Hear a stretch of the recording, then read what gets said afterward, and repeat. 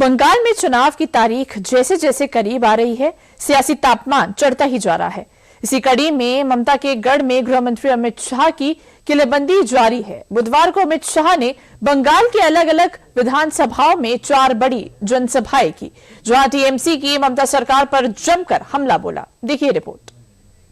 Bharatiya Janata party के अनेक कार्यकर्ताओं पर ये ममता के गुंडों ने अत्याचार करा।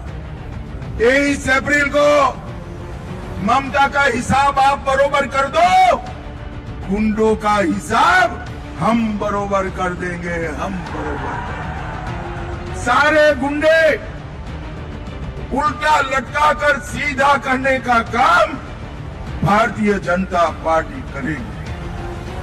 बंगाल में मतदान की तारीख जैसे जैसे करीब आ रही है, बंगाल चुनाव का सियासी पारा हर दिन बढ़ता जा रहा है।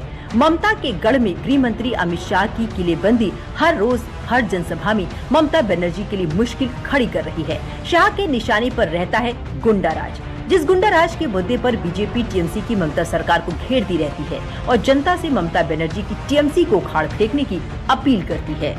एक प्रकार से भ्रष्टाचार का अड्डा बनाया है। कई सारे भ्रष्टाचार के मामले ममता दीदी ने करे। एक ही बात कहना चाहता हूं, 26,000 युवाओं को नौकरी देने में फर्जीवाड़ा कर 300 करोड़ रुपया ममता के चेले खा गए। और ये समझते हैं कि अब कुछ नहीं होगा। जलपाईगुड़ी वालों, राजगंज वालों, कमल के फूल पर बटन दबा दो। 5 तारीख के बाद बंगाल की जनता का खाया हुआ एक रुपया सूद समेत वसूल कर वापिस लाएंगे। गर्मी का तापमान जिस कदर परवान चढ़ रहा है, उतना ही तेज बंगाल का सियासी तापमान भी चढ़ रहा है। बंगाल की सियासत में अमित शाह की ताबड़तोड़ रैलियां बदलाव की आंधी का संकेत दे रही हैं। लिहाजा बुधवार के दिन अमित शाह ने एक के बाद एक 4 ताबड़तोड़ रैलियां करके बंगाल के सियासी माहौल को बदल दिया है। पहले चरण के मतदान से पहले अमित शाह ने बुधवार को 4 बड़ी जनसभाएं की। जलपाईगुड़ी, राजगंज, अलीपुरद्वार जिले के फलाकाटा और कूच बिहार जिले के तूफानगंज में उन्होंने रैली की।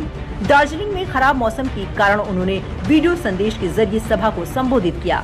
जिन 4 जगह उन्होंने रैली की, उनमें सबसे ज्यादा प्रभावी सीट कूच बिहार है, जहां बीजेपी का अच्छा रिकॉर्ड है। कूच बिहार विधानसभा में कुल 9 सीटें आती हैं, जिनमें 7 सीटों पर बीजेपी का कब्जा है। वहीं सिताई और मेखलीगंज सीट साल 2021 विधानसभा चुनाव में टीएमसी के खाते में गई थी। बंगाल चुनाव का बिगुल बजते ही गृह मंत्री अमित शाह ने ये ऐलान कर दिया था कि वो पूरे 15 दिन बंगाल में डेरा डालेंगे, जिसका असर भी उनकी जनसभाओं में देखने को मिल भी रहा है।